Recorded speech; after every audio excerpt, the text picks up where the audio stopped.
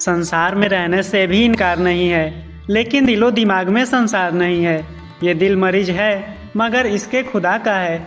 ये लुत्फ है कायनात का, बीमार नहीं है। साथ संगत जी, कागज के फूल पर हम कितना भी महंगा से महंगा परफ्यूम क्यों ना छिड़क दे, कुछ समय बाद उसकी खुशबू उड़ जाती है और कागज का फूल कागज ही रहता है। सुंदर तो लगता है लेकिन उसमें जीवन नहीं होता। ठीक उसी तरह इंसान भी भीतर से कितना ही सजा हुआ क्यों न दिखे, नाम, शोहरत, पैसा और पहचान, लेकिन जब तक अंदर आत्मा की पहचान नहीं होती तब तक जीवन की असली खुशबू पैदा नहीं होती। और यही सतगुरु का उपकार शुरू होता है। सतगुरु वह शक्ति है जो कागज के फूल को भी असली फूल बना देती है। सतगुरु हमें कुछ नया नहीं देते, बल्कि जो पहले से हमारे भीतर है उसे दिखा देते हैं। जैसे अंधेरे कमरे में सब कुछ मौजूद तो होता है, बस रोशनी नहीं होती। सतगुरु वही रोशनी है। ज्ञान वह दीपक है जो जीवन का अंधकार खत्म कर देता है। और तब इंसान समझता है, मैं अकेला नहीं हूँ, परमात्मा मेरे साथ है। हर परिस्थिति शिक्षा है, तभी कागज का फूल जीवित फूल बनता है। एक सुंदर भाव कहा गया है, आंखों की दहलीज पर आंसुओं को यहीं पर लाया करो, अपने दिल की बात केवल इन्हीं को बताया करो। ये मरहम लिए घूम रहे हैं, अपना जख्म केवल इन्हीं को दिखाया करो। सत्संगत जी, जब इंसान दुनिया से टूट जाता है तब वह परमात्मा की ओर मुड़ता है। आंसू कमजोरी नहीं होती, आंसू आत्मा की भाषा होती है। जब दिल सच्चा होता है तो प्रार्थना शब्दों से नहीं, भावनाओं से होती है। परमात्मा शब्द नहीं सुनता, वह तो दिल की सच्चाई सुनता है। रब कहता है, किसी को तकलीफ देकर मुझसे खुशी की दुआ मत करना, लेकिन अगर किसी को एक पल की खुशी देते हो तो अपनी खुशी की फिक्र मत करना। सत्संगत जी, अगर किसी अकेले को सहारा दे दिया तो वही सबसे बड़ा सत्संग है। अगर तुमने किसी रोते हुए को हंसा दिया तो वही सबसे बड़ी अरदास है। धर्म मंदिर में नहीं, व्यवहार में दिखाई देता है।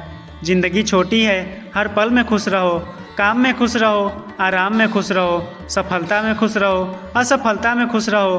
पनीर नहीं तो दाल में खुश हो, लेकिन किसी भी तरह हर हाल में खुश हो, क्योंकि खुशी परिस्थिति से नहीं, दृष्टि से पैदा होती है। जिसे परमात्मा का ज्ञान मिल गया उसकी खुशी अस्थायी हो जाती है। सत्संगत जी, राजपिता रमित जी अपने विचारों में फरमाते हैं, आज इंसान दुखी इसलिए नहीं कि उसके पास कम है, बल्कि इसलिए कि दूसरे के पास ज़्यादा है। तुलना है इसीलिए दुख है। निरंकारी मिशन कहता है, हर आत्मा अलग है, हर यात्रा अलग है। फूल गुलाब भी सुंदर, कमल भी सुंदर, लेकिन अगर हम तुलना खत्म कर दें तो शांति शुरू हो जाती है। अपने लिए सब सही है, बस जरूरत है खुद का नजरिया बदलने का। सत्संगत जी, सेवा केवल काम नहीं, सेवा अहंकार का अंत है।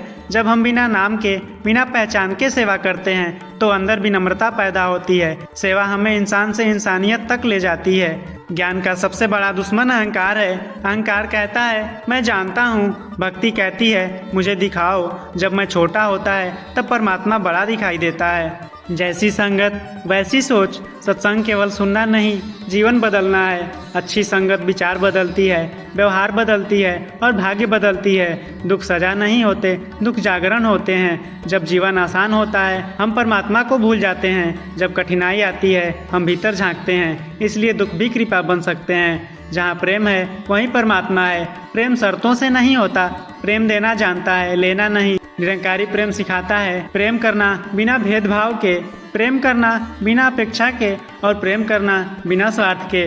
जीवन केवल कमाने, खाने और सोने के लिए नहीं है। जीवन का उद्देश्य है खुद को जानना, दूसरों को अपनाना, परमात्मा को पहचानना।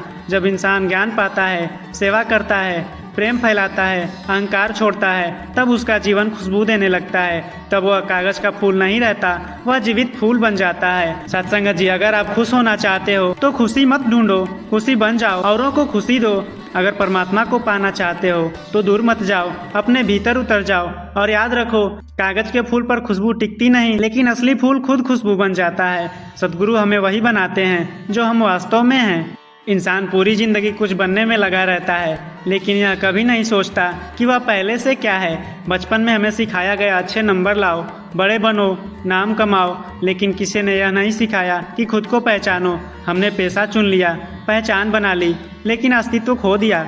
आज इंसान के पास साधन है पर शांति नहीं है। घर बड़ा है पर दिल छोटा है, बातें ज़्यादा हैं पर समझ कम है। यही वह जगह है जहाँ आध्यात्मिकता शुरू होती है। आध्यात्मिकता भागना नहीं बल्कि जागना है। ज्ञान परिस्थितियाँ नहीं बदलता, दृष्टि बदलता है। पहले इंसान पूछता है मेरे साथ ही क्यों, ज्ञान के बाद पूछता है इससे मुझे क्या सीखना है। यहीं से दुख शिक्षा बन जाता है। इंसान रोने से डरता है। समाज कहता है मत रो, मजबूत बनो, लेकिन आध्यात्मिकता कहती है रो पर सही जगह रो। जब दिल परमात्मा के सामने खुलता है तब आंसू शिकायत नहीं रहती, समर्पण बन जाता है।